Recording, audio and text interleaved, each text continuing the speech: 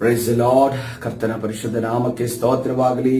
ಕರ್ತನ ಸನ್ನಿಧಾನದಲ್ಲಿ ಬೆಳಗಿನ ಜಾವದಲ್ಲಿ ಈ ಮುಂಜಾವಿನ ಪ್ರಾರ್ಥನೆಯಲ್ಲಿ ಕರ್ತನ ವಾಕ್ಯ ಧ್ಯಾನಕ್ಕೆ ಬಂದಿರುವ ಎಲ್ಲರನ್ನ ನಾನು ಯೇಸು ಕ್ರಿಸ್ತನ ನಾಮದಲ್ಲಿ ನಾನು ವಂದಿಸುವವನಾಗಿದ್ದೇನೆ. ಹಾಲೆಲೂಯ.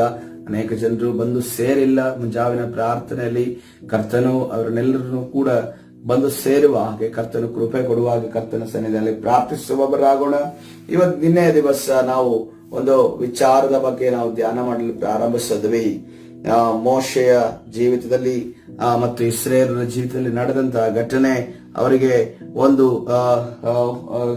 ಸ್ಥಳವನ್ನ ಅರಣ್ಯದಲ್ಲಿ ಪ್ರವೇಶ ಮಾಡುವಂತ ಸಂದರ್ಭದಲ್ಲಿ ಅವರಿಗೆ ಏನು ಆಸೆ ಆಗುತ್ತೆ ಅಂತಂದ್ರೆ, ನಮಗೆ ಮಾಂಸಾಹಾರ ಇಲ್ಲ ತಂದ್ಕೊಂಡು ಹೇಳಿದಾಗ ದೇವರು ಏನ್ ಮಾಡ್ತಾರೆ, ಇದನ್ನ ಈ ಒಂದು ಮಾತನ್ನ ಕೇಳಿಸಿಕೊಂಡಂತ ಮೋಶೆ, ಅದೇ ರೀತಿಯಲ್ಲಿ ದೇವರು ಮೋಶೆ ಮೊದಲನೇದಾಗಿ ದೇವರಲ್ಲಿ ಮೊರೆ ಇಡುತ್ತಾನೆ, ದೇವರಲ್ಲಿ ಪ್ರಾರ್ಥನೆ ಮಾಡ್ತಾನೆ. ಆದ್ರೆ ಮೋಶೆಗೆ ಈ ಇಸ್ರೇಲರ ಕಾಟ ಎಷ್ಟು ಮಟ್ಟಕ್ಕೆ ಆಗುತ್ತೆ ಅಂತಂದ್ರೆ, ಆತನಿಗೆ ಎಲ್ಲ ಅವರು ಬಂದು ಮೋಶೆನೇ ಏನೋ ಕರೆದುಕೊಂಡು ಬಂದಿದ್ದಾರೆ ಅನ್ನುವ ರೀತಿಯಲ್ಲಿ ಮೋಶೆ ಇವರನ್ನೆಲ್ಲ ಐಗುಪ್ತ ದೇಶದಿಂದ ಬಿಡುಗಡೆ ಮಾಡಿ ಅರಣ್ಯದಲ್ಲಿ ತಂದಿದ್ದಾನೆ ಅನ್ನುವಂತ ಒಂದು ಕಾರಣವನ್ನ ಇಟ್ಟುಕೊಂಡು ಅವರು ವ್ಯಕ್ತಿಪರವಾಗಿ ಮೋಶೆ ಕಾಣ್ತಾ ಇದ್ದಾರೆ. ನಮ್ಮ ಕಣ್ಣಿಗೆ ದೇವರು ಕಾಣ್ತಾ ಇಲ್ಲ, ದೇವರು ಮಾತಾಡಿದ್ರೆ ನಮ್ಗೆ ಅರ್ಥನೂ ಆಗ್ತಾ ಇಲ್ಲ, ದೇವರು ಮಾತಾಡಿದ್ರೆ ನಮಗೆ ಗುಡುಗಿನ ಶಬ್ದ ಅಥವಾ ಭಯ ಆಗ್ತಾ ಇದೆ. ಮೋಶೆ ಎಲ್ಲನ್ನ ಮ್ಯಾನೇಜ್ ಮಾಡ್ತಾ ಇದ್ದಾರೆ ಅಂದ್ರೆ ಮೋಶೆ ವಿರುದ್ಧವಾಗಿ ಅವರು ತಮ್ಮ ಕೋಪವನ್ನ, ಸಿಟ್ಟನ್ನ ಮತ್ತು ವಿರೋಧತೆಯನ್ನ ವ್ಯಕ್ತಪಡಿಸೋದಕ್ಕೆ ನೋಡ್ತಾರೆ. ನಾವು ನೋಡ್ತಾ ಇದ್ದೇವೆ, ಕೆಲವು ಕಡೆ ಆತನ ಮೇಲೆ ಕಲ್ಲೆಸೆಯುವುದಕ್ಕೆ, ಆತನ ಮೇಲೆ ಆರೋಪವನ್ನ ಮಾಡುವುದಕ್ಕೆ, ಆತನ ಮೇಲೆ ವಿರೋಧವಾಗಿ ನಿಲ್ಲುವುದಕ್ಕೆ ಪ್ರಾರಂಭಿಸಿದಂತ ನೋಡಿದಂತಹ ದೇವರು ಪ್ರಾರಂಭಿಸುವಾಗ ಮೋಶೆ ಏನ್ ಮಾಡ್ತಾನೆ, ಮೋಶೆಗೂ ಕೂಡ ತನ್ನ ತಾಳ್ಮೆ ಮೀರಿ ಹೋಗುವಾಗ ಆತನನ್ನ ಸಾತ್ವಿಕನು ಅಂತ ಹೇಳಿದ್ರೆ, ಒಂದು ಟೈಮಲ್ಲಿ ಬಹಳ ಸಿಟ್ಟಿನ ಮನುಷ್ಯ ಯಾರಾಗಿದ್ದನೋ ಮೋಶೆ ಆಗಿದ್ದನೋ. ಒಂದು ವೇಳೆ ಆ ಕಾಲದಲ್ಲಿ ಇಂಥ ಜನರು ಅವನ ಮುಂದೆ ಬಂದಿದ್ರೆ, ಒಂದು 10-15 ಜನ ಬಂದಿದ್ರು ಕೂಡ ಅವರನ್ನ ಮಣ್ಣಿನ ಕೆಳಗಡೆ ಹೂತಾಕುವಂತ ಶಕ್ತಿ ಸಾಮರ್ಥ್ಯ ಆವಾಗ ಮೋಶೆಗಿತ್ತು. ಯಾಕೆಂದ್ರೆ ಆತನೊಬ್ಬ ಯುದ್ಧ ವೀರನು, ಆತನೊಬ್ಬ ಸೇನಾಧಿಪತಿಯ ರೀತಿಯಲ್ಲಿ, ಸೇನಾ ಅಧಿಕಾರಿಯ ರೀತಿಯಲ್ಲಿ ಫರೋವನ ಕೆಳಗಡೆ ಇರುವಂತಹ ಪೊಸಿಷನ್ ಅಲ್ಲಿ ಇದ್ದಂತ ಮೋಶೆ. ಆದ್ರೆ ಈಗ ಅವನು ಕುರುವನಾಗಿ ತನ್ನನ್ನು ತಗ್ಗಿಸಿಕೊಂಡು ಆ ಕುರಿಗಳನ್ನ ಮೇಯಿಸುವಂತ, ಕುರಿಗಳನ್ನ ನಡೆಸುವಂತ, ಕುರಿಗಳಿಗೆ ಬೇಕಾದ ನೀರು ಆಹಾರವನ್ನು ಕೊಡುವಂತ, ಅದನ್ನ ಕರುಣೆ ತೋರಿಸುವಂತ, ಅದಕ್ಕೆ ಎಲ್ಲವನ್ನ ಪೋಷಿಸುವಂತ ಒಂದು ತಂದೆಯ ಸ್ಥಾನದಲ್ಲಿ, ಒಂದು ನಾಯಕನ ಸ್ಥಾನದಲ್ಲಿ ಈ ಮೋಶೆ ನಿಂತಿದ್ದಾನೆ. ಯಾವ ಡಿಸಿಷನ್ ಆಗ್ಲಿ, ಯಾವ ಮಾತಾಗ್ಲಿ ಮೋಶೆ ಹೇಳುವಂಗಿರ್ಲಿಲ್ಲ. ದೇವರ ಬಳಿ ಕೇಳಬೇಕು, ಮೋಶೆ ಅದನ್ನ ತಿಳಿಸ್ಬೇಕು ಅನ್ನುವ ರೀತಿಯಲ್ಲಿ ಪರಿಸ್ಥಿತಿ ಇತ್ತು. ಆದ್ರೆ ಮೋಶೆಗೆ ಏನಾಗಿದೆ, ಇವರು ಮಾಂಸ ಬೇಕು ಅಂತ ಅನ್ಕೊಂಡು ಬಹಳ ಹಿಂಸೆ ಕೊಟ್ಟಾಗ ಮೋಶೆಗೆ ತಡೀಕಾಗದೆ ಕೆಲವು ದೇವರ ವಿಚಾರವಾಗಿ ತನಗೆ ಕೊಟ್ಟಂತ ಜವಾಬ್ದಾರಿ ವಿಚಾರವಾಗಿ ಮೋಶೆ ಮಾತನಾಡೋದಕ್ಕೆ ಪ್ರಾರಂಭಿಸ್ತಾನೆ. ಅದು ದೇವರಿಗೂ ಕೂಡ ಬೇಸರವನ್ನು ತರಿಸ್ತದೆ. ಅದು ಎಲ್ಲಿ ಬೇಸರ ತರಿಸ್ತದೆ ನಾನು ನಿಮ್ಗೆ ಹೇಳ್ತೇನೆ. ಆದ್ರೆ ದೇವರೇನು ಡಿಸೈಡ್ ಮಾಡ್ತಾರೆ, ಆಯ್ತು ಇವರು ಇಷ್ಟೊಂದು ನನಗೆ ಇವರು ನನ್ನ ಒಂದು ಒದಗಿಸುವಿಕೆಯನ್ನು ಅರಿಯದೆ, ನಾನು ಅದ್ಭುತ ಸ್ವರೂಪನೆಂದು ಅರಿಯದೆ, ನನ್ನ ಪರಾಕ್ರಮದ ದೇವರೆಂದು ಅರಿಯದೆ ಇವರು ಮಾಂಸವನ್ನ ಕೇಳ್ತಾ ಇದಾರಲ್ಲ, ಆಯ್ತು ಇವರಿಗೆ ಕೊಡ್ತೇನೆ. 1 ದಿನ ಅಲ್ಲ, 2 ದಿನ ಅಲ್ಲ, 1 ವಾರವಲ್ಲ, ಸಂಪೂರ್ಣ 1 ತಿಂಗಳು ನಾನು ನಿಮಗೆ ಕೊಡ್ತೀನಿ. ಇವರು ವಾಕರಿಕೆ ಆಗುವ ಹಾಗೆ, ಇವರಿಗೆ ಮಾಂಸ ತಿಂದು ವಾಕರಿಕೆ ಆಗುವ ಹಾಗೆ ನಾನು ಕೊಡ್ತೇನೆ ಅಂತ ಅನ್ಕೊಂಡು ಕರ್ತನೆ ಹೇಳಿ ಅಷ್ಟಕ್ಕೆ ತನ್ನ ಮಾತನ್ನು ನಿಲ್ಲಿಸ್ತಾನೆ. ಮಾತನ್ನು ನಿಲ್ಲಿಸಿದ ಕೂಡಲೇ ಮೋಶೆ ಮತ್ತೆ ಮಾತನಾಡಲಿಕ್ಕೆ ಪ್ರಾರಂಭಿಸಿದ. ನೋಡ್ರಿ 21ನೇ ವಚನದಲ್ಲಿ, ಅದಕ್ಕೆ ಮೋಶೆಗೆ ಕರ್ತನು, ನೀನು ಹೋಗಿ ಮಾಂಸವನ್ನ ತರಬೇಕು, ಅದನ್ನ ಕಡಿದು ಇಷ್ಟಿಷ್ಟು ಜನರಿಗೆ ಇಷ್ಟಿಷ್ಟೇ ಪೀಸ್ಗಳನ್ನ ಹಾಕಬೇಕು, ಅವರಿಗೆ ಒಂದು ತಟ್ಟೆಯಲ್ಲಿ ಹಾಕೊಡು, ಅದೇ ರೀತಿಯಲ್ಲಿ ಅವರಿಗೆ ಹಂಚ್ಕೊಡು, ಅವ್ರ ರೀತಿಯಲ್ಲಿ ಇಷ್ಟು ಕೆಜಿಗಳನ್ನ ನೀನು ಕ್ವಿಂಟಲ್ ಇದುಗಳನ್ನ ನೀನು ಬೇಟೆಯಾಡಿ ತರಬೇಕು ಎನ್ನುವುದನ್ನು ಏನು ಹೇಳಿಲ್ಲ. ಸರ್ವಶಕ್ತನಾದ ದೇವರು ಈ ಸಂಪೂರ್ಣ ಭೂಮಿಯ ಸಕಲ ಸೃಷ್ಟಿಗಳ ಮೇಲೆ ಕಂಟ್ರೋಲ್ ಅನ್ನು ಹಿಡಿದಿಟ್ಟಿರುವಂತ ಕರ್ತನಾದ ಸರ್ವಶಕ್ತನಾದ ದೇವರು ಹೇಳ್ತಾ ಇದ್ದಾನೆ, ನಾನು ಇವರಿಗೆ ಮಾಂಸವನ್ನ ಕೊಡುತ್ತೇನೆ ಎಂದು ಹೇಳುವಾಗ ಮೋಶೆ ತನ್ನ ತಾಳ್ಮೆಯನ್ನ ಒಂದು ಸ್ವಲ್ಪ ಕಳೆದುಕೊಂಡು ಆತನ ಏನು ಹೇಳ್ತಾ ಇದ್ದಾನೆ, ನನ್ನ ಸಂಗಡ ಇರುವಂತ ಜನರು 6,00,000 ಕಾಲಾಳುಗಳು. ಆದಾಗ್ಯೂ 21ನೇ ವಚನ, ಆದಾಗ್ಯೂ ನೀನು ಇವರು ಪೂರಾ 1 ತಿಂಗಳು ತಿನ್ನುವಷ್ಟು ಮಾಂಸವನ್ನು ಕೊಡುತ್ತೇನೆ ಎಂದು ಹೇಳಿದಿ. ಅವರಿಗೆ ಬೇಕಾದಷ್ಟು ಸಿಕ್ಕುವಂತೆ ನಾವು ಆಡುಕುರಿಗಳನ್ನು ದನಗಳನ್ನು ಕೊಯ್ಯಬೇಕೆನ್ನುತ್ತೀಯೋ, ಇಲ್ಲವೇ ಸಮುದ್ರದಲ್ಲಿರುವಂತಹ ಎಲ್ಲಾ ಮೀನುಗಳನ್ನು ಹಿಡಿಕೊಳ್ಳಬೇಕೋ ಎಂದು ಹೇಳಲಾಗಿ ಎಂದು ನಾವು ನೋಡ್ತಾ ಇದ್ದೇವೆ. ಮೋಶೆ, ನನಗೆ ಈ ಜವಾಬ್ದಾರಿಯನ್ನು ಕೊಡಿಸಿದ್ದಾರೆ, ನಾನಿದನ್ ಮಾಡ್ಬೇಕಾ, ನಾವಿದನ್ ಮಾಡ್ಬೇಕಾ, ನಾವು ಮಾಂಸವನ್ನ ಪ್ರಾಣಿಗಳನ್ನ ಬೇಟೆಯಾಡಿ ತರಬೇಕಾ, ಅಥವಾ ಎಲ್ಲಿಂದಾದ್ರೂ ಆಡುಕುರಿಗಳನ್ನ ಬೇರೆಯವ್ರ ಹತ್ರ ಹೋಗಿ ಕೇಳಬೇಕಾ, ಆ ಮಾಂಸವನ್ನೆಲ್ಲ ಸೇರಿಸಿ ತಂದ್ರು ಕೂಡ ಈ 6,00,000 ಜನರಿಗೆ ಹೆಂಗ್ ಊಟ ಹಾಕೋದು, ಮೀನುಗಳನ್ನ ಸಮುದ್ರದಿಂದ ಮೀನುಗಳನ್ನು ತರಬೇಕಾ ಅನ್ನೋದನ್ನ ಫುಲ್ ಟೆನ್ಷನ್ ಅಲ್ಲಿದ್ದಾನೆ, ಚಿಂತೆಯಲ್ಲಿದ್ದಾನೆ. ತನ್ನ ಮುಂದೆ ನಿಂತಿರುವಂತ, ತನ್ನ ಜೊತೆ ಮಾತಾಡುತ್ತಿರುವಂತ ದೇವರು ಸರ್ವಶಕ್ತನಾದ ದೇವರೆಂದು ಮೋಶ ಅರ್ಥ ಮಾಡೋದಕ್ಕೂ ಕೂಡ ಟೆನ್ಷನ್ ಅವನಿಗೆ ಆಗ್ತಾ ಇಲ್ಲ. ಅನೇಕ ಬಾರಿ ನೋಡ್ರಿ, ನಮಗೆ ಚಿಂತೆ ನಮ್ಮನ್ನ ಗಡಿಬಿಡಿಗೆ ಒಳಪಡಿಸುತ್ತದೆ, ಗಲಿಬಿಲಿಗೆ ಒಳಪಡಿಸುತ್ತದೆ. ನಾವು ವೇಗವಾಗಿ ಡಿಸಿಷನ್ ತಗೊಳ್ಳುವ ಹಾಗೆ ನಮಗೆ ನಾವು ಆಲೋಚನೆ ಮಾಡದೆ ನಿರ್ಧಾರ ತೆಗೆದುಕೊಳ್ಳುವ ಹಾಗೆ ನಮ್ಮನ್ನ ಮಾಡುತ್ತೆ. ಅದಕ್ಕೆ ಕರ್ತನೆ ಹೇಳಿದ್ದು, ಆ ಚಿಂತಾ ಭಾರವನ್ನ ನೀನು ನನ್ನ ಮೇಲೆ ಹಾಕು. ಚಿಂತಾ ಭಾರವನ್ನು ನೀನು ನನ್ನ ಮೇಲೆ ಹಾಕಿದಾಗ ನಾನು ನಿನ್ನನ್ನೇನ್ ಮಾಡ್ತೇನೆ, ನಾನು ನಿನ್ನನ್ನು ಉದ್ಧಾರ ಮಾಡ್ತೇನೆ. ಹಾಲೆಲ್ಲೂಯ, ಕರ್ತನ ಪರಿಶುದ್ಧ ನಾಮಕ್ಕೆ ಸ್ತೋತ್ರ. ಯಾಕೆಂದ್ರೆ ಎಷ್ಟೋ ಜನ ಚಿಂತೆಗೊಳಗಾದಾಗ ಅವರಿಗೆ BP ರೈಸ್ ಆಗಿದೆ, ಎಷ್ಟೋ ಜನ ಚಿಂತೆಗೊಳಗಾದ ಶುಗರ್ ರೈಸ್ ಆಗಿದೆ, ಎಷ್ಟೋ ಜನ ಚಿಂತೆಗೊಳಗಾದಾಗ ಕೊಲ್ಯಾಪ್ಸ್ ಆಗಿದ್ದಾರೆ, ತಲೆ ತಿರುಗಿ ಬಿದ್ದಿದ್ದಾರೆ, ಎಷ್ಟೋ ಜನ ಚಿಂತೆಗೊಳಗಾದಾಗ ಹಾಸ್ಪಿಟಲ್ಗೆ ಅಡ್ಮಿಟ್ ಆಗಿದ್ದಾರೆ, ಎಷ್ಟೋ ಜನ ಚಿಂತೆ ಒಳಗಾದಾಗ ಕೋಪಕ್ಕೆ ಒಳಗಾಗಿ ಅನೇಕ ಮಾಡಬಾರದ ಕೆಲಸಗಳನ್ನ, ಮಾಡಬಾರದ ನಿರ್ಧಾರಗಳನ್ನ, ಮಾಡಬಾರದ ಕೃತ್ಯಗಳನ್ನ ಮಾಡಿದ್ದಾರೆ. ಇವತ್ತಿನ ದಿವಸ ಪ್ರಿಯರೇ, ನಾವು ದೇವ ಮಕ್ಕಳಾಗಿ ನಾವು ಚಿಂತೆ ಮಾಡುವುದಕ್ಕೆ ಇರೋರಲ್ಲ, ನಮ್ಮ ಚಿಂತೆಯನ್ನು ಹೊರುವ ಒಬ್ಬ ದೇವರಾಗಿದ್ದಾನೆ, ಆತನು ಯೇಸು ಕ್ರಿಸ್ತನಾಗಿದ್ದಾನೆ. ಹಾಲೆಲೂಯ. ನನಗೆ ಗೊತ್ತಿಲ್ಲ ನೀವು ಯಾವ ಚಿಂತೆಯಲ್ಲಿ ಹಾದೋಗ್ತೀರೋ ಗೊತ್ತಿಲ್ಲ ಬ್ರದರ್, ನಿಮ್ಗೆ ಗೊತ್ತಿಲ್ಲ ನಾನು ನೆಕ್ಸ್ಟ್ ತಿಂಗಳು ಇಷ್ಟೊಂದು ಕಮಿಟ್ಮೆಂಟ್ ಇದೆ, ನಾನು ಹೇಗೆ ಪೂರೈಸೋದು ನನಗೆ ಗೊತ್ತಿಲ್ಲ ಬ್ರದರ್, ನಿಮ್ಗೆ ಗೊತ್ತಿಲ್ಲ ನನಗೆ ಮಕ್ಕಳ ಫೀಸ್ ಇದೆ, ಹೆಂಗ್ ಕಟ್ಟೋದು ಅಂತ ನನಗೆ ಗೊತ್ತಿಲ್ಲ ಬ್ರದರ್, ನಿಮಗೆ ಗೊತ್ತಿಲ್ಲ ನನಗೆ ಎಷ್ಟು ರೆಸ್ಪಾನ್ಸಿಬಿಲಿಟಿ, ಎಷ್ಟು ಇದಿದೆ, ಕೆಲಸದ ಒತ್ತಡ ಇದೆ, ನಿಮಗೆ ಗೊತ್ತಿಲ್ಲ. ನನಗೆ ಎಲ್ಲವೂ ಕೂಡ ನನಗೆ ಗೊತ್ತಿಲ್ಲ, ಆದ್ರೆ ನಿನ್ನ ದೇವರಿಗೆ ಗೊತ್ತಿದೆ. ಹಲ್ಲೆಲೂಯ.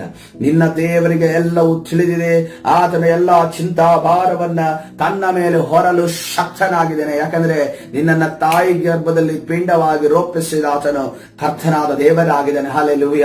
ಹೊತ್ತು ಸಹಿಸಿ ನಿರ್ವಹಿಸುತ್ತಿರುವವನು ನೀನಲ್ಲ, ನಿನ್ನನ್ನು ಹೊತ್ತು ಸಹಿಸಿ ನಿರ್ವಹಿಸಿದ ನನ್ನ ಕರ್ತನಾಗಿದ್ದಾನೆ. ಹಲ್ಲೆಲೂಯ. ಅದನ್ನ ನೀನು ಅರಿತುಕೊಂಡವನಾಗಿ ಯಾವುದೇ ಪರಿಸ್ಥಿತಿ ಆದರೂ, ಯಾವುದೇ ಚಿಂತೆ ಆದರೂ ನಿನ್ನ ದೇಹದ ಮೇಲೆ, ನಿನ್ನ ಮನಸ್ಸಿನ ಮೇಲೆ ಅದನ್ನು ತೆಗೆದುಕೊಳ್ಳದೆ, ಕರ್ತನೆ ಈ ಚಿಂತಾಭಾರವನ್ನು ನಿನ್ನ ಮೇಲೆ ಆಗ್ತಾ ಇದ್ದೀನಿ ಅಂತ ಅನ್ಕೊಂಡು ಹೇಳುವಂತ ಒಂದು ಮಕ್ಕಳು ನಾವಾಗಿರ್ಬೇಕು. ಹಲ್ಲೆಲೂಯ. ಆದ್ರೆ ಇಲ್ಲಿ ಚಿಂತೆಯನ್ನ ಏನ್ ಮಾಡ್ತಾ ಇದ್ದಾನೆ ಮೋಶೆ, ತನ್ನ ತಲೆಗೆ ತಗೋತಾ ಇದ್ದಾನೆ. ನಾನು ಏನ್ ಮಾಡ್ಲಿ ಈಗ, ನಾನು ಎಲ್ಲಿ ಹೋಗ್ಲಿ ಈಗ, ಏನ್ ಹೇಳಲಿ, ಎಲ್ಲಿಂದ ತರ್ಲಿ ಅನ್ನೋದನ್ನ ಆಲೋಚನೆ ಮಾಡ್ತಾ ಇದ್ದಾನೆ. ಆದ್ರೆ ನೋಡ್ರಿ, ಸರ್ವಶಕ್ತನಾದ ದೇವರು ಎಷ್ಟು ತಾಳ್ಮೆ ಉಳ್ಳವನು. ಏಯ್ ಮೋಶೆ, ನೀನು ಸುಮ್ಮನಿರೋ, ಬಾಯಿ ಮುಚ್ಚು ಅಂತ ಅನ್ಕೊಂಡು ಕರ್ತನೆ ಹೇಳಲಿಲ್ಲ. ಅದನ್ನ ತಾಳ್ಮೆ ಉಳ್ಳವನಾಗಿ ಕರ್ತನೆ ಹೇಳ್ತಾ ಇದ್ದಾನೆ. ಯೆಹೋವನ ಕೈ ಮೊಟ್ಟಗೈಯೋ, ನನ್ನ ಮಾತು ನೆರವೇರುತ್ತದೋ ಇಲ್ಲವೋ ಎಂದು ಈಗ ನೀನು ನೋಡುವಿ ಎಂದು ಹೇಳಿದನು. ಹಾಲೆಲೂಯ. ಕರ್ತನ ಪರಿಶುದ್ಧ ನಾಮಕ್ಕೆ ಸ್ತೋತ್ರವಾಗಲಿ. ಯೆಹೋವನ ಕೈ ಯಾವುದೇ ಕಾರಣಕ್ಕೂ ಮೊಟ್ಟಗೈಯಲ್ಲ, ಆತನ ಧಾರಾಳಿ. ಹಾಲೆಲೂಯ. ಅದನ್ನು ಕೊಡುವಾಗ ತುಂಬಿ ಹೊರಸೂಸುವ ಹಾಗೆ, ಅಲ್ಲಾಡಿಸಿ ಹೊರಸೂಸುವ ಹಾಗೆ ಕೊಡುವ ಆತನ ನಮ್ಮ ದೇವರಾಗಿದ್ದಾನೆ. ಆದ್ರೆ ನಾವೇನು ಮಾಡ್ತೇವೆ ಅಂತಂದ್ರೆ, ಕರ್ತನ ಸನ್ನಿಧಾನದಲ್ಲಿ ಕರ್ತನ ಕಾರ್ಯಗಳನ್ನ, ಕೆಲಸಗಳನ್ನ ಮಾಡೋದು ನಮ್ಗೇನ್ ಸಿಗುತ್ತೆ, ಯಾರು ನಮ್ಗೆ ಸಂಬಳ ಕೊಡ್ತಾರೆ, ಯಾರು ನಮ್ಗೆ ದಿನಸಿ ಕೊಡ್ತಾರೆ, ಯಾರು ನಮ್ಗೆ ಸ್ಯಾಲ್ರಿ ಕೊಡ್ತಾರೆ ಅನ್ಕೊಂಡು ಅಂದುಕೊಳ್ತೀವಿ. ಆದ್ರೆ ಒಂದು ಕರ್ತನ ಹೇಳಿದ, ನನ್ನ ರಾಜ್ಯದ ಕೆಲಸ ಮಾಡುವವನಿಗೆ ತಂದೆ ಬಹುಮಾನವನ್ನ ಕೊಡುತ್ತಾನೆ. ಹಲ್ಲೆಲೂಯ. ನಿನಗೆ ಒಂದು ಕಡ್ಡಿ ಕೂಡ, ಹುಳು ಕಡ್ಡಿ ಕೂಡ ದೇವರ ರಾಜ್ಯಕ್ಕೆ ನೀನು ಎತ್ತಿ ಆ ಕಡೆ ಇಟ್ಟಿರುವುದಾದರೆ ಅದನ್ನ ನಿನ್ನ ತಂದೆ ಆತನ ಜ್ಞಾಪಕ ಪುಸ್ತಕದಲ್ಲಿ ಬರೆದಿಟ್ಟಿದ್ದಾನೆ. ಅದರ ಪ್ರತಿಫಲವನ್ನ ಕೊಡುವಾತನಾಗಿದ್ದೇನೆ. ಆದ್ರೆ ನಾವು ಪ್ರತಿಫಲವನ್ನು ಹೇಗೆ ಕಳೆದುಕೊಳ್ತೇವೆ ಗೊತ್ತಾ? ಮಾಡಿದ ನಂತರ ನಾವೇನ್ ಮಾಡ್ತೇವೆ, ಎಲ್ಲಿ ನನ್ನ ಪ್ರತಿಫಲ, ಎಲ್ಲಿ ಬಂದಿಲ್ವಲ್ಲ, ಎಲ್ಲಿ ಸಿಕ್ಕಿಲ್ವಲ್ಲ, ನಾನು ಇಷ್ಟೆಲ್ಲ ಮಾಡಿದೆ ಏನು ಸಿಕ್ಕಿಲ್ವಲ್ಲ ಅಂತ ಅನ್ಕೊಂಡು ನಾವು ತುಂಬಾ ಮಾತಾಡ್ಬಿಡ್ತೇವೆ, ತುಂಬಾ ಆಲೋಚನೆ ಮಾಡ್ತಾ ಇದ್ದೇವೆ. ಅದಕ್ಕೋಸ್ಕರವಾಗಿ ಆ ಸಮಯದಲ್ಲೇ ನಮ್ಮ ಪ್ರತಿಫಲ ಒಂದು ತಡವಾಗ್ತದೆ, ಅಥವಾ ನಮ್ಮ ಪ್ರತಿಫಲವನ್ನ ಸೈತನನ್ನು ಕದೀತಾನೆ. ಪ್ರಿಯರೇ, ಇವತ್ತಿನ ದಿವಸ ನಾವು ಕರ್ತನ ಗರುಡದಲ್ಲಿ, ಕರ್ತನ ಸನ್ನಿಧಾನದಲ್ಲಿ ನಾವು ಮಾನಸಾಂತರ ಹೊಂದೋಣ. ವಿಶ್ವಾಸಿಗಳಿಗಾಗಿರ್ಬೋದು, ಸಭೆ ವಿಚಾರಕ್ಕಾಗಿರ್ಬೋದು, ಯಾರು ಬಿತ್ತಿದ್ದೀರೋ, ಯಾರು ಸಮಯವನ್ನ ಬಿತ್ತಿದ್ದೀರೋ, ಯಾರು ನಿಮ್ಮ ಕೆಲಸ ಕಾರ್ಯಗಳನ್ನ ಬದಿಗೊದ್ದು, ನಿಮ್ಮ ಕುಟುಂಬವನ್ನ ಬದಿಗೊದ್ದಿ, ನಿಮ್ಮ ಪರ್ಸನಲ್ ಕೆಲಸಗಳನ್ನ ಬದಿಗೊದ್ದಿ ಯಾರು ಬಿತ್ತಿದ್ದೀರೋ, ಕರ್ತನು ಅದನ್ನ ಕೊಯ್ಯುವ ದಿನ ಬರುತ್ತೆ. ಹಲ್ಲೆಲೂಯ. ಕೊಯ್ಯುವುದಕ್ಕೆ ನಿನಗೆ ಸಮಯ ಸಾಲೋದಿಲ್ಲ. ಆ ಸಿವುಡುಗಳು ಯಾವ ರೀತಿ ಸಾಮಾನ್ಯವಾದ ಸಿವಿಗಳಿದೆ ಯಾಕೆಂದ್ರೆ ನೋಡ್ರಿ, 12 ಜನರನ್ನ ದೇಶವನ್ನ, ನೀವು ಕಾನಾನ್ ದೇಶವನ್ನ ಹೋಗಿ ನೀವು ಪರೀಕ್ಷಿಸಿ ಬನ್ನಿ ಅಂತ ಅನ್ಕೊಂಡು 12 ಜನ ಕರೆಸಿರ. ಅವ್ರು ಹಿಂದೆ ಬರುವಾಗ ಒಂದು ದ್ರಾಕ್ಷಾ ಗೊಂಚಲನ್ನ ತರ್ತಾರೆ. ಆ ದ್ರಾಕ್ಷಾ ಗೊಂಚಲ ಎಷ್ಟು ದೊಡ್ಡದಿತ್ತೆ ಗೊತ್ತಾ? ಇಬ್ಬರು ಒಂದು ಪ್ರಾಣಿಯನ್ನ 20-30 ಕೆಜಿ ಪ್ರಾಣಿಯನ್ನ ಹೊತ್ತು ಬರುವ ರೀತಿಯಲ್ಲಿ ಒಂದು ಕೋಲಿನಲ್ಲಿ ಸಿಕ್ಕಿಸಿಕೊಂಡು ದ್ರಾಕ್ಷ ಲತೆಯನ್ನ ತೆಗೆದುಕೊಂಡು ಬರ್ತಾರೆ. ಇಲ್ಲಿರುವಂತ ದ್ರಾಕ್ಷೆ ಅಲ್ಲ, ಇಸ್ರೇಲ್ ಅಲ್ಲಿ ಬೆಳೆಯುವಂತ ದ್ರಾಕ್ಷೆ. ಅಲ್ಲಿ ಬೆಳೆಯುವಂತ ದ್ರಾಕ್ಷೆಯನ್ನು ನೋಡಿದ್ರೆ ನೀನು ದಿಗ್ಭ್ರಾಂತನಾಗಿ ಒಂದ್ಸರಿ ತಲೆ ತಿರುಗಿ ಬಿದ್ದು ಮತ್ತೆ ದ್ರಾಕ್ಷೆ ತಿನ್ಬೇಕು ನೀನು. ಆ ರೀತಿಯ ದ್ರಾಕ್ಷೆಗಳಲ್ಲಿ ಬೆಳೆಯುತ್ತವೆ. ಒಂದು ಸಾರಿ ತಲೆ ತಿರುಗಿ ಬಿದ್ದು, ಯಾಕಂದ್ರೆ ನೋಡಿದ ಕೂಡಲೇ ಆಶ್ಚರ್ಯ ಆಗುತ್ತೆ, ತಲೆ ತಿರುಗಿ ಬೀಳ್ತಾನೆ. ಆದ ನಂತರ ಅದೇ ದ್ರಾಕ್ಷಿಯನ್ನು ಕೊಟ್ಟು ಅವನಿಗೆ ಎಬ್ಬಿಸ್ತಾರೆ. ಆ ರೀತಿಯಲ್ಲಿ ಅವನು ಹುಷಾರಾಗ್ತಾನೆ. ಅಲ್ಲಿ ಆ ರೀತಿಯ ನಾನು ಅಂದುಕೊಳ್ತೇನೆ, ಈ ನಮ್ಮ ಹಿಚ್ಕಿಯನಿಗೆ ಕುರ ಆದಾಗ, ಹಿಚ್ಕಿಯಲ್ಲಿ ಗಾಯ ಆದಾಗ, ಕ್ಯಾನ್ಸರ್ ಬಾಯ್ಲ್ ಆದಾಗ ಅವನಿಗೆ ಅಂಜೂರದ ಉಂಡೆಯನ್ನ ಇಟ್ರು ಅಂತ ಅನ್ಕೊಂಡು ಅಲ್ಲಿ ಹೇಳ್ತಾರೆ. ಆದ್ರೆ ನೋಡ್ರಿ, ಅಂಜೂರದ ಉಂಡೆಯನ್ನು ವೇಸ್ಟ್ ಮಾಡೋದ್ನಲ್ಲ, ನಮ್ಗಾದ್ರೂ ತಿನ್ನಕ್ಕಾದ್ರೂ ಕೊಡ್ಬೋದಿತ್ತಲ್ಲ ಅಂತ ಅನ್ಕೊಂಡು ನನಗೆ ಓದುವಾಗ ಅನ್ಸುತ್ತೆ. ನನಗೆ ಓಡೋದು ಅನ್ಸುತ್ತೆ. ಆ ಡ್ರೈ ಫ್ರೂಟ್ ಅನ್ನ ಅಷ್ಟು ಕಾಸ್ಟ್ಲಿ ಆಗಿರೋದು, ಅಷ್ಟು ದೊಡ್ಡದಿರುವಂತ ಅಲ್ಲಿರೋ ಬೆಳೆಯುವಂತ ಅಂಜೂರದ ಹಣ್ಣನ್ನ ಆ ಒಂದು ಇದಕ್ಕೆ ಇಟ್ರಲ್ಲ ಅನ್ನೋ ರೀತಿಯಲ್ಲಿ ಅನ್ಸುತ್ತೆ. ಆದ್ರೆ ನೋಡ್ರಿ, ಆ ರೀತಿಯಲ್ಲಿ ಕರ್ತನು ನಮಗೆ ಕೊಯ್ಯುವಂತೆ ಮಾಡ್ತಾನೆ. ಹಲ್ಲೆಲೂಯಾ. ಆ ಫಲಗಳು ನಾವು ಎಂದೂ ಕಂಡಿಲ್ಲ, ಎಲ್ಲೂ ನೋಡಿಲ್ಲ ಅನ್ನುವ ರೀತಿಯಲ್ಲಿ ಈ ಆತ್ಮಿಕ ಇಸ್ರೇಲದ ನಮ್ಮ ಮಧ್ಯದಲ್ಲೂ ಕೂಡ ಅಂತ ಫಲಗಳನ್ನು ನಾವು ಕೊಯ್ಯುವ ಹಾಗೆ ಕರ್ತನ ಸನ್ನಿಧಿಯಲ್ಲಿ ಕರ್ತನು ನಮ್ಮನ್ನು ಕಾರ್ಯ ಮಾಡ್ತಾ ಇದ್ವಿ. ಈಗ 24ನೇ ವಚನವನ್ನು ನೋಡೋಣ. ಮೋಶೆ ಹೊರಟು ಹೋಗಿ ಯೆಹೋವನ ಮಾತುಗಳನ್ನು ಜನರಿಗೆ ತಿಳಿಸಿದನು ಮತ್ತು ಅವನು ಜನರ ಹಿರಿಯರಲ್ಲಿ, ಈಗ ನೋಡ್ರಿ ಗಮನಿಸ್ರಿ, ಇದುವರೆಗೂ ಎಲ್ಲಾ ವಿಚಾರಗಳನ್ನ ದೇವರು ಮೋಶೆಗೆ ಹೇಳ್ತಾ ಇದ್ರು. ಮೋಶೆ ನೀನು ಅದು ಮಾಡು, ನೀನು ಇದು ಮಾಡು, ಈ ರೀತಿಯಲ್ಲಿ ಹೇಳು, ಈ ರೀತಿಯಲ್ಲಿ ಹೇಳು ಅನ್ಕೊಂಡು ಹೇಳ್ತಾ ಇದ್ರು. ಆದ್ರೆ ಈಗ ಮೋಶೆಯಲ್ಲಿದ್ದಂತ ಕೆಲವು ಆತ್ಮಿಕ ವರದಾನಗಳನ್ನ ದೇವರು ಅಲ್ಲಿ 70 ಮಂದಿ ಹಿರಿಯರಿಗೆ ಕೊಡ್ತಾ ಇದ್ದಾರೆ. ಇದು ಯಾಕೆ? ಮೋಶೆಗೆ ಎಲ್ಲವನ್ನ ಮೋಶೆಯ ಮುಖಾಂತರ ಮಾಡುತ್ತಿದ್ದ ದೇವರು 70 ಜನರನ್ನ ಹಾರಿಸಿಬಿಟ್ಟು 70 ಜನರಿಗೆ ಕೊಡ್ತಾ ಇದ್ದಾರೆ ಅಂತ ನೋಡುವಾಗ, ಮೋಶೆ ಯಾವಾಗ ತನಗೆ ಇರುವಂತ ಒಂದು ಸವಾಲುಗಳನ್ನ, ತನ್ನ ಮುಂದೆ ಇರುವಂತ ಇಸ್ರೇಲರ ವಿಚಾರಗಳನ್ನ, ಇಸ್ರೇಲರು ಏನು ಕೇಳಿದಂತ ವಿಚಾರವನ್ನ ಮ್ಯಾನೇಜ್ ಮಾಡೋದಕ್ಕೆ, ಅದನ್ನ ಚಿಂತಾಗ್ರಾಂತನಾಗಿ ಹೇಳಿದಂತ ಮಾತುಗಳ ನಿಮಿತ್ತವಾಗಿ ಮೋಶೆ ತನ್ನ ಜವಾಬ್ದಾರಿಯನ್ನು ನಿಭಾಯಿಸುವ ವಿಚಾರದಲ್ಲಿ ಕೊಟ್ಟಂತ ಕಾರಣಗಳ ನಿಮಿತ್ತವಾಗಿ ದೇವರೇನ್ ಮಾಡಿದ್ರು, ನಿನಗೆ ಇದನ್ನ ಸಹಿಸಿಕೊಳ್ಳೋದಕ್ಕೆ ಅಥವಾ ಮ್ಯಾನೇಜ್ ಮಾಡೋದಕ್ಕೆ ಆಗ್ತಾ ಇಲ್ಲಲ್ಲ, ನಿನಗೆ ಇನ್ನೂ 70 ಮಂದಿಯನ್ನ ಕೊಡ್ತೇನೆ. ಆ 70 ಮಂದಿಗೆ ನಿನ್ನ ಆತ್ಮಿಕ ವರದಾನಗಳಕ್ಕೆಲ್ಲವನ್ನ ಕೊಡುತ್ತೇನೆ. ಇವತ್ತಿನ ದಿವಸ ಕರ್ತನ ಸನ್ನಿಧಾನದಲ್ಲಿ ಕಾರ್ಯವನ್ನ ಮಾಡುತ್ತಿರುವಂತಹ ದೇವಜನರೇ, ಇದನ್ನ ಕೇಳುವಾಗ ನಮಗೆ ನೋವಾಗುತ್ತೆ. ದೇವರು ನಾನ್ ಮಾಡ್ಲಿಲ್ಲ ಅಂದ್ರೆ ಇನ್ನೊಬ್ಬನ್ನ ಆರಿಸ್ಕೊತಾನ? ಹೌದಲ್ವಾ? ದೇವರ ರಾಜ್ಯದ ಕಾರ್ಯ ನಡೀಲೇಬೇಕಲ್ಲ. ನಾವು ದೇವರು ಕರೀತಾನೆ, ನೀನು ಈ ರೀತಿಯಲ್ಲಿ ನಿನ್ನ ಜವಾಬ್ದಾರಿಯ, ನಿನ್ನ ತಲಾಂತನ್ನ ಮಾಡಬೇಕು, ನೀನು ಪರ್ಫೆಕ್ಟ್ ಆಗಿ ಮಾಡಬೇಕು. ದೇವರ ರಾಜ್ಯದ ಕೆಲಸವನ್ನ ಮಾಡ್ತಾ ಇದೀಯಾ? ಈ ಲೋಕದ ಕೆಲಸಕ್ಕಿಂತ ಉನ್ನತವಾದ ಕೆಲಸ ದೇವರ ರಾಜ್ಯ, ಅದನ್ನ ನೀನು ಪರ್ಫೆಕ್ಟ್ ಆಗಿ ಮಾಡಬೇಕು ಅಂತ ಅನ್ಕೊಂಡು ಹೇಳಿದಾಗ ನಾವು ಅದಕ್ಕೆ ಕಾರಣಗಳನ್ನು ಕೊಡ್ತೇವೆ, ನಾವು ಅದಕ್ಕೆ ಬಿಸಿ ಅನ್ನುವಂತ ಹೇಳುವಂತ ಮಾತುಗಳನ್ನು ಕೊಡ್ತೇವೆ. ಆದ್ರೆ ಕರ್ತನೆ ಹೇಳ್ತಾ ಇದ್ದೇನೆ, ನೀನು ಮಾಡಲಿಲ್ಲ ಅಂತಂದ್ರೆ ನಾನು ನಿನ್ನಿಂದ ಕೆಲವುಗಳನ್ನ ನಾನು ಬೇರೆಯವರಿಗೆ ಕೊಡ್ತೇನೆ, ಅವರ ಮುಖಾಂತರವಾಗಿ ಮಾಡಿಸ್ತೇನೆ. ಇದು ಮಾಡ್ತಿರೋದು ದೇವರು ಮಾಡ್ತಿರೋದು ತಪ್ಪ ಸರಿನೋ? ಸೊ ಸರಿ ಅಂತ ಅನ್ಕೊಂಡು ನಮಗೆ ಗೊತ್ತಿದೆ, ಆದ್ರೆ ಮಾಡಕ್ ಹೋಗುವಾಗ ನಮಗೆ ಸಿಟ್ಟು ಬರುತ್ತೆ. ಸರಿ ಅಂತ ಅನ್ಕೊಂಡು ಗೊತ್ತಿದೆ, ಆದ್ರೆ ಮಾಡಕ್ ಹೋಗುವಾಗ ಸಿಟ್ಟು ಬರುತ್ತೆ. ಯಾಕೆ ದೇವ್ರು ಹಿಂಗ್ ಮಾಡಿದ್ರು?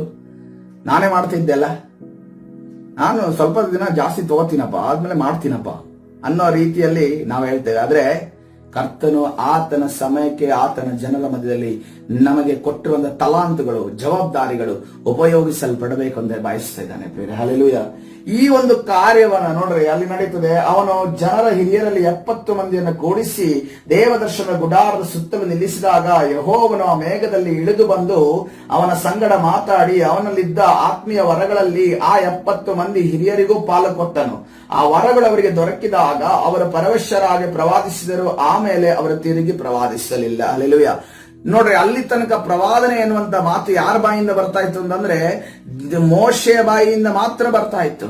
ಆದ್ರೆ ಈಗ ಇನ್ನು 70 ಜನರ ಬಾಯಲ್ಲಿ ಪ್ರವಾದನೆಗಳು ಬರ್ತಾ ಇದೆ. ಅವರು ಪ್ರವಾದನೆಯನ್ನು ನುಡಿತಾ ಇದ್ದಾರೆ. ಹೇಗೆಂದ್ರೆ ನೋಡೋದು, ಯಾವಾಗ ಮೋಶೆ ತನ್ನ ಆ ದೇವರು ಕೊಟ್ಟಿರುವ ಜವಾಬ್ದಾರಿಗಳಲ್ಲಿ ಒಂದು ಹೆಚ್ಚಾಗಿ ಮಾತನಾಡಿದಾಗ, ಜವಾಬ್ದಾರಿಯನ್ನು ನಿಭಾಯಿಸುವುದಕ್ಕೆ ಆತನಿಗೆ ಆಗದು. ಜವಾಬ್ದಾರಿಯನ್ನು ನಿಭಾಯಿಸುವಾಗ ಯಜಮಾನನಿಗೆ ಬೇಸರವನ್ನ ತಂದಿದ್ರಿಂದ ಮೋಶೆಯ ಒಂದು ಕೆಲವು ಆ ಒಂದು ಆತ್ಮಿಕ ವರಗಳನ್ನ ಅಲ್ಲಿ ಜನರಿಗೆ ಕೊಡುವುದನ್ನ ನಾವು ನೋಡ್ತೇವೆ. ಅವರು ಪ್ರವಾದಿಸುವುದನ್ನ ಗಮನಿಸುತ್ತೇವೆ. ಈ ಒಂದು ಕಾರ್ಯ ನಡೆದ್ರಿಂದ ಏನ್ ನಡೀತು ಗೊತ್ತಾ? ಬಂದ್ರಿ ಅರಣ್ಯಕಾಂಡ 12ನೇ ಅಧ್ಯಾಯ 1ನೇ ವಚನಕ್ಕೆ. ಆ ಚಾಪ್ಟರ್ ಮುಗಿದ ಕೂಡಲೇ ಒಂದು ಕಾರ್ಯ ನಡೀತಾ ಇದೆ. ಆ ಅರಣ್ಯಕಾಂಡ 12ನೇ ಅಧ್ಯಾಯ 1ನೇ ವಚನ. ನಂಗೆ ಸಮಯ ಇನ್ನು 8 ನಿಮಿಷಗಳ ಕಾಲ ಇದೆ ಅನ್ಸುತ್ತೆ. ಈ ಕಾರ್ಯ ನಡೆದ ಕೂಡಲೇ ಮೋಶೆಯ ಪರ್ಸನಲ್ ಲೈಫ್ ಬಗ್ಗೆ ಮಾತಾಡಕ್ ಸ್ಟಾರ್ಟ್ ಮಾಡ್ತಾರೆ. ಯಾರು? ಈ ಪ್ರವಾದನೆಯನ್ನ ಹೊಂದಿದ, ಈ ಒಂದು ಆತ್ಮಿಕ ವರದಾನಗಳನ್ನು ಹೊಂದಿದಂತ ಜನ.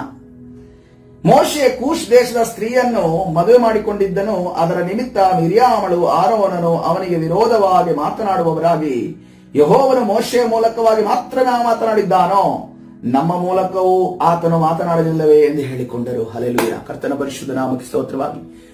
ಮೋಶೆ ತನ್ನ ಜವಾಬ್ದಾರಿಯನ್ನು ನಿಭಾಯಿಸುವ ನಿಮಿತ್ತವಾಗಿ, ಮೋಶೆ ಆ ಒಂದು ಚಿಂತೆಯನ್ನ ಯಾವ ರೀತಿಯಲ್ಲಿ ಮ್ಯಾನೇಜ್ ಮಾಡಬೇಕು, ಆ ಇಸ್ರೇಲರನ್ನ ಯಾವ ರೀತಿಯಲ್ಲಿ ಮ್ಯಾನೇಜ್ ಮಾಡೋದು ಗೊತ್ತಾಗದೆ ಆತನಿಂದ ಆತ್ಮಿಕ ವರಗಳನ್ನ ಅನೇಕ ಜನರಿಗೆ ಕೊಟ್ಟರು.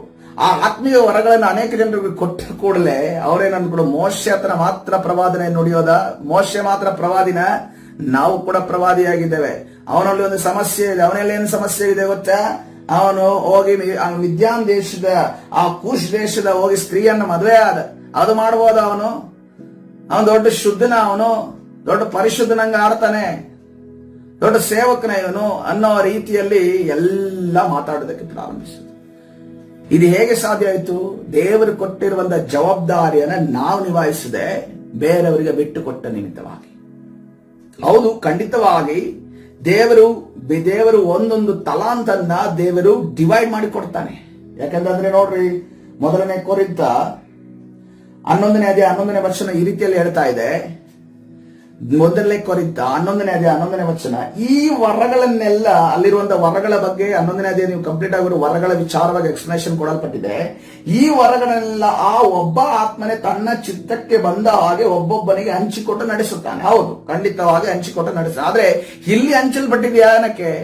ಮೋಶೆ ತನ್ನ ಮೈಂಡ್ಗೆ ತೆಗೆದುಕೊಂಡಿರೋ ಚಿಂತೆಯ ನಿಮಿತ್ತವಾಗಿ, ಇಸ್ರೇಲರನ್ನ ಮ್ಯಾನೇಜ್ ಮಾಡೋದಕ್ಕೆ ಅದನ್ನು ಕಷ್ಟಪಟ್ಟ ನಿಮಿತ್ತವಾಗಿ ಅದನ್ನ ಏನು ಮಾಡ್ತಾನೆ? ಮೋಶೆಯಿಂದ ಕೆಲವು ಆತ್ಮಿಕ ವರದಾನಗಳನ್ನ ಅಲ್ಲಿ ಯಾರಿಗೆ ಕೊಡಲಾಗ್ತದೆ?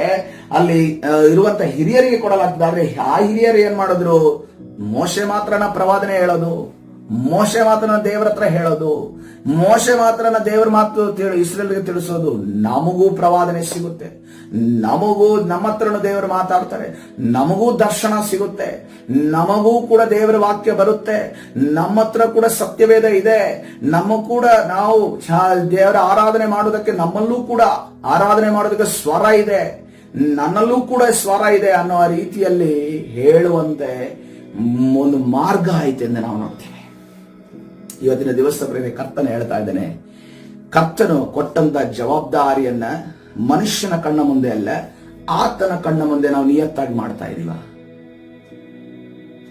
ನೋಡ್ರಿ, ಈಗದ ಮಟ್ಟಿಗೆ ನನಗೆ ಕೊಟ್ಟಿರುವಂತ ಜವಾಬ್ದಾರಿ ಏನು ಗೊತ್ತಾ? ಸಭೆಯಲ್ಲಿ ಆರಾಧನೆಯನ್ನ ನಡೆಸಬೇಕು. ಮುಂಜಾವಿನ ಪ್ರಾರ್ಥನೆ ಜವಾಬ್ದಾರಿಯನ್ನ ನನಗೆ ಕೊಟ್ಟಿದ್ದಾರೆ. ಆದ ನಂತರ ಅದೇ ರೀತಿಯಲ್ಲಿ ಈ ಯವನಸ್ಥರನ್ನ ಮ್ಯಾನೇಜ್ ಮಾಡುವಂತ ಮತ್ತು ಹಿರಿಯರಿಗೆ ನಾನು ಗೌರವವಾಗಿ ಕೆಲವು ಸಜೆಷನ್ ಕೊಡುವಂತ ಒಂದು ಕೃಪೆ ದೇವರು ಕೊಟ್ಟಿದ್ದಾರೆ. ಮತ್ತು ವಿಶ್ವಾಸಿಗಳಿಗೆ ಬಂದವರಿಗೆ ಪ್ರಾರ್ಥನೆ ಮಾಡುವಂತ, ಫೋನ್ ಕಾಲ್ ಅಲ್ಲಿ ಪ್ರಾರ್ಥನೆ ಮಾಡುವಂತ ಜವಾಬ್ದಾರಿಯನ್ನ ಕರ್ತನು ನನಗೆ ಸೇವಕರ ಮುಖಾಂತರ ಕೊಟ್ಟಿದ್ದಾರೆ. ಈ ಜವಾಬ್ದಾರಿಯನ್ನ ನಾನು ಸರಿಯಾದ ರೀತಿಯಲ್ಲಿ ನಾನು ಮಾಡಿಲ್ಲ ಅಂತಂದ್ರೆ ಕರ್ತನ ಏನ್ ಮಾಡ್ತಾನೆ? ಆ ಜವಾಬ್ದಾರಿಯನ್ನ ಮಾಡುವಂತ ವ್ಯಕ್ತಿಯನ್ನ ಹುಡುಕ್ತಾ ಇರ್ತಾನೆ. ಇವತ್ತಿನ ದಿವಸ ನಮ್ಮ ಕರೆದ ಸಭೆಯಲ್ಲಿ ಅನೇಕ ಜವಾಬ್ದಾರಿಯನ್ನು ನಿಭಾಯಿಸುವಂತ ತಲಾಂತುಳ್ಳಂತ ಯವನಸ್ಥರಿದ್ದೀರಿ. ನಿಮಗೆ ತಲಾಂತುಗಳನ್ನ ದೇವರು ತಾನೇ ಕೊಟ್ಟಿದ್ದಾನೆ. ನಮ್ಮ ಜ್ಞಾನದಿಂದಲ್ಲ, ನಮ್ಮ ರಕ್ತದಿಂದ ಬಂದಿದ್ದಲ್ಲ. ನಮ್ಮ ಯಾರೋ ಆನ್ಸಿಸ್ಟರ್ ಯಾರಾದ್ರೂ ಚರ್ಚಲ್ಲಿ ಯಾರಾದರೂ ಈ ತರ ತಲಾಂತುಳ್ಳವರು ಯಾರಾದ್ರೂ ಇದ್ದಾರ? ಯಾರು ಇಲ್ಲ. ದೇವರು ತಾನೇ ನಮಗೆ ಅಭಿಷೇಕ ಕೊಟ್ಟು ಮಾಡಿಸ್ತಾರೆ. ಆದ್ರೆ ಅದನ್ನ ಬಹಳ ಶಿಸ್ತಿನಿಂದ ನಾವು ಮಾಡುವಾಗ ಕರ್ತನು ತಾನೇ ನಮ್ಮನ್ನ ಆಶೀರ್ವದಿಸುವಾತನಾಗಿದ್ದಾನೆ. ನಮ್ಮನ್ನೇ ಕರ್ತನು ಉಪಯೋಗಿಸುವಾತನಾಗಿದ್ದಾನೆ. ನಮ್ಮನ್ನೇ ಕರ್ತನು ನಡೆಸುವಾತನಾಗಿದ್ದಾನೆ. ಆದ್ರೆ ಒಂದು ವೇಳೆ ನಾವು ಅದರಲ್ಲಿ ರೀಸನ್ಗಳನ್ನ ಕೊಡುವುದಾದ್ರೆ ಕರ್ತನ ಏನ್ ಮಾಡ್ತಾನೆ, ಈ ರೀತಿಯಲ್ಲಿ ಮಾಡುವಂತ ತಲಾಂತುಳ್ಳ ವ್ಯಕ್ತಿಯನ್ನ ಹುಡುಕುತ್ತಾನೆ. ನೀನು ಇರ್ತೀಯ, ಆದ್ರೆ ನಿನ್ನ ಜೊತೆ ಇನ್ನೊಬ್ಬ ಕೂಡ ಬರ್ತಾನೆ. ಆತನು ಕೂಡ ನಿನ್ನ ಜೊತೆ ಸೇರಿ ಮಾಡ್ತಾನೆ. ಯಾಕೆಂತಂದ್ರೆ ಆದ್ಮೇಲೆ ಅಲ್ಲಿ ಸಮಸ್ಯೆಗಳು, ತೊಂದರೆಗಳು, ಸಮಸ್ಯೆಗಳು ನಿನ್ನ ತಲಾಂತಿನ ವಿಚಾರವಾಗಿ, ನಿನ್ನ ಅಭಿಷೇಕದ ವಿಚಾರವಾಗಿ, ನೀನು ಮಾಡುವಂತ ಜವಾಬ್ದಾರಿ ವಿಚಾರವಾಗಿ ಪ್ರಾರಂಭ ಆಗುತ್ತೆ. ಅದಕ್ಕೋಸ್ಕರವಾಗಿ ಯಾವುದೇ ಕಾರಣಕ್ಕೂ ಯೇಸು ಕ್ರಿಸ್ತನು ದೇವರು ಕೊಡುವಂತ ಯೋಜನೆನ ನಾವು ಎಂದಿಗೂ ಕೂಡ ಇಲ್ಲ, ಮಾಡೋದಿಲ್ಲ, ಆಗಲ್ಲ, ನಾಳೆ ಮಾಡ್ತೀನಿ ಅನ್ನುವ ರೀತಿಯಲ್ಲಿ ಹೇಳದೆ ತಕ್ಕ ಸಮಯಕ್ಕೆ ನಾವು ಎಲ್ಲವರ ಕಾರ್ಯವನ್ನ ಮಾಡುವಾಗ ಕರ್ತನು ತಾನೇ ನಮ್ಮನ್ನ ಮೇಲಕ್ಕೆತ್ತುವಾತನಾಗಿದ್ದಾನೆ. ಪ್ರಿಯರೇ, ಹಲ್ಲೆಲೂಯಾ, ಹಲ್ಲೆಲೂಯಾ. ಕರ್ತನ ಪರಿಶುದ್ಧ ನಾಮಕ್ಕೆ ಸ್ತೋತ್ರವಾಗಲಿ. ಕರ್ತನ ಸನ್ನಿಧಾನ ನಮ್ಮನ್ನು ನಾವು ಕರ್ತನ ಕರಗಳಿಗೆ ಸಮರ್ಪಿಸೋಣ. ನಾನು ನನ್ನ ಒಂದು ಮದುವೆಯ ಪ್ರಾರಂಭದಲ್ಲಿ ನನಗೆ ಜಾಬ್ ಇರಲಿಲ್ಲ. ಜಾಬ್ ಇಲ್ದಿರೋ ಸಮಯದಲ್ಲಿ ನಾನು ಏನ್ ಮಾಡ್ತಾ ಇದ್ದೆ ಅಂತಂದ್ರೆ ತುಂಬಾ ಫ್ರಸ್ಟ್ರೇಟ್ ಆಗಿದ್ದೆ. ಮನೆಯಲ್ಲಿ ನಾನೇ ಕೆಲಸ ಮಾಡ್ಬೇಕಲ್ಲ, ಹೆಂಡತಿನ ಮನೇಲಿ ಕೂರಿಸ್ಬಿಟ್ಟು ನಾನು ಮನೆ ಜವಾಬ್ದಾರಿ ನಿಭಾಯಿಸ್ಬೇಕಿತ್ತು. ಇಲ್ಲಿ ನೋಡಿದ್ರೆ ಮನೆ ಜವಾಬ್ದಾರಿನ ನನ್ನ ಹೆಂಡತಿ ಹೋಗಿ ಕೆಲ್ಸಕ್ಕೆ ಹೋಗ್ತಿದ್ದಾಳೆ, ಮನೇಲಿ ನಾನಿರ್ಬೇಕಲ್ಲ ಅನ್ನುವ ರೀತಿಯಲ್ಲಿ ಪರಿಸ್ಥಿತಿ ಎದುರಾಯ್ತಲ್ಲ ಅಂತ ಅನ್ಕೊಂಡು ನಾನು ಬಹಳ ದುಃಖಕ್ರಾಂತನಾಗಿದ್ದೆ. ಆದ್ರೆ ಆ ಸಮಯದಲ್ಲಿ ದೇವರು ನನಗೆ ಕೊಟ್ಟ ಆಲೋಚನೆ ಅಂತಂದ್ರೆ, ನಾನು ಕಂಪ್ನಿಗೆ ಹೋಗಿದ್ರೆ 8 ಗಂಟೆ ನಾನು ಕೆಲಸ ಮಾಡ್ತಾ ಇದ್ದೆ. ಆ 8 ಗಂಟೆಗಳ ಕಾಲ ನಾನು ದೇವರ ಸನ್ನಿಧಾನದಲ್ಲಿ ಕೂರ್ತೇನೆ. ಸತ್ಯವೇದ ಇಟ್ಕೊಂಡು, ಆರಾಧನೆ ಬುಕ್ ಇಟ್ಕೊಂಡು, ನಾನು ಸತ್ಯವೇದ ಇಟ್ಕೊಂಡು, ಪ್ರಾರ್ಥನೆಯ ಪಾಯಿಂಟ್ಸ್ ಗಳನ್ನ ಇಟ್ಕೊಂಡು ಕರ್ತನ ಸನ್ನಿಧಾನದಲ್ಲಿ 8 ಗಂಟೆ ನಾನು ಸ್ಪೆಂಡ್ ಮಾಡೋದಾದ್ರೆ ನನ್ನ ಕುಟುಂಬವನ್ನ ದೇವರು ಕಟ್ಟುತ್ತಾನೆ, ನನ್ನ ಕುಟುಂಬವನ್ನ ದೇವರು ನಡೆಸ್ತಾನೆ ಅಂತ ಅಂದುಕೊಂಡು ಸ್ವಲ್ಪ ದಿನಗಳಲ್ಲಿ ಕರ್ತನ ನನಗೆ ಜಾಬ್ ಕೊಟ್ಟರು, ಕರ್ತನ ನನಗೆ ಉದ್ಯೋಗ ಕೊಟ್ಟರು. ನಾನು ಕೂಡ ಒಂದು ಜವಾಬ್ದಾರಿಯುತ ಮನುಷ್ಯನಾಗಿ ನಾನು ಕೂಡ ನನ್ನ ಕುಟುಂಬವನ್ನ ನಿಭಾಯಿಸುವುದಕ್ಕೆ ದೇವರ ಕೃಪೆ ಕೊಟ್ಟರು. ಪ್ರಿಯರೇ, ಹಲ್ಲೆಲೂಯಾ. ಕರ್ತನ ಸನ್ನಿಧಾನದಲ್ಲಿ ಯಾರು ಇರುವವರು ಯಾರು ಫ್ರೀ ಇದಿರೋ ಕರ್ತನ ಸನ್ನಿಧಾನದಲ್ಲಿ ಒಂದನ್ನ ನೆನಪಿನ ಇಟ್ಕೊಡ್ರಿ. ನಿನಗೆ ಈ ಲೋಕದಲ್ಲಿ ನಿನಗೆ ಕೆಲಸ ಇಲ್ಲ ಅಂತ ಅನ್ಕೊಂಡು ನೀನು ತಲೆ ಕೆಡಿಸುವ ಅವಶ್ಯಕತೆ ಇಲ್ಲ. ಆ ಲೋಕದ ಕೆಲಸ ಇದೆ, ಅದು ಪ್ರಾರ್ಥನೆಯಾಗಿದೆ. ನೀನು ಮೊಣಕಾಲೂರಿ ಪ್ರಾರ್ಥನೆ ಮಾಡುವಾಗ ಕರ್ತನು ಮಾರ್ಪಾಟನ್ನ ತರುವಾತನಾಗಿದ್ದಾನೆ, ಬದಲಾವಣೆಯನ್ನ ತರುವಾತನಾಗಿದೆ. ಕರ್ತನು ಅನೇಕ ಇರುವಂತಹ ಹರ್ಡಲ್ಸ್ ಗಳನ್ನ, ಇಕ್ಕಟ್ಟುಗಳನ್ನ ನಮ್ಮಿಂದ ಮುರಿದು ಹಾಕುವಾತನಾಗಿದ್ದಾನೆ. ಆದ್ರೆ ಮೋಶೆಯ ರೀತಿಯಲ್ಲಿ ಚಿಂತೆ ಮಾಡಿಕೊಂಡು ರೀತಿ ಇರೋದಾದ್ರೆ ದೇವರೇನು ಮಾಡ್ತಾರೆ, ದೇವರು ನಿನ್ನಿಂದ ಬೇರೆಯವರಿಗೆ ಹಂಚ್ತಾನೆ ವರಗಳನ್ನು. ಅದಕ್ಕೋಸ್ಕರವಾಗಿ ಕರ್ತನ ಸನ್ನಿಧಾನ ಆ ಅವಕಾಶ ಆಗೋದು ಬೇಡ. ನಾನು ಮಾಡ್ತೇನೆ ಕರ್ತನೆ ಎಂದು ಹೇಳೋಣ. ನಾನು ಹೋಗುತ್ತೇನೆ. ಯೆಶಾಯನ ಹೇಳ್ತಾ ಇದ್ದಾನೆ, ಯಾರನ್ನ ಕಳಿಸಲಿ ಎಂದು ಕೇಳುವಾಗ ಯೆಶಾಯ ಹೇಳ್ತಾನೆ, ನಾನು ಹೋಗುತ್ತೇನೆ ಎಂದು ಹೇಳ. ಇವತ್ತಿನ ದಿವಸ ಹೇಳೋಣ, ನಾನು ಮಾಡ್ತೇನೆ, ನಾನು ಹೋಗುತ್ತೇನೆ, ನಾನು ಹೇಳ್ತೇನೆ, ನಾನು ಹೋಗುತ್ತೇನೆ, ನಾನು ಮಾಡುತ್ತೇನೆ, ನಾನು ಹೇಳ್ತೇನೆ ಎಂದು ಹೇಳೋದಾದ್ರೆ ಕರ್ತನು ನಿನ್ನನ್ನೇ ಕಳುಹಿಸುವಾತನಾಗಿದ್ದಾನೆ. ಹಲ್ಲೆಲೂಯಾ. ಕರ್ತನ ಪರಿಶುದ್ಧ ನಾಮಕ್ಕೆ ಸ್ತೋತ್ರವಾಗಲಿ. ಕರ್ತನ ಸನ್ನಿಧಾನದಲ್ಲಿ ಈ ಸಮಯದಲ್ಲಿ ನಮ್ಮನ್ನು ನಾವು ಒಪ್ಪಿಸಿಕೊಳ್ಳೋಣ, ಪ್ರಾರ್ಥನೆ ಮಾಡೋಣ. ಕರ್ತನ ಇವತ್ತಿನ ದಿವಸ ನಾನು ಅಂದುಕೊಳ್ಳುತ್ತೇನೆ ಕೆಲವರನ್ನ ತಟ್ಟಿ ಎಬ್ಬಿಸಿದ್ದಾನೆ ಅಂದುಕೊಂಡು ನಾನು ಅಂದುಕೊಳ್ಳುತ್ತೇನೆ. Hallelujah, thank you Jesus. ನಂಬುತ್ತೇನೆ ಕೆಲವರನ್ನ ದೇವರು ಈ ಸಂದೇಶದಿಂದ ತಟ್ಟಿ ಎಬ್ಬಿಸಿದ್ದಾನೆ ನಾನು ಅಂದುಕೊಳ್ಳುತ್ತೇನೆ. ಹಲ್ಲೆಲೂಯಾ.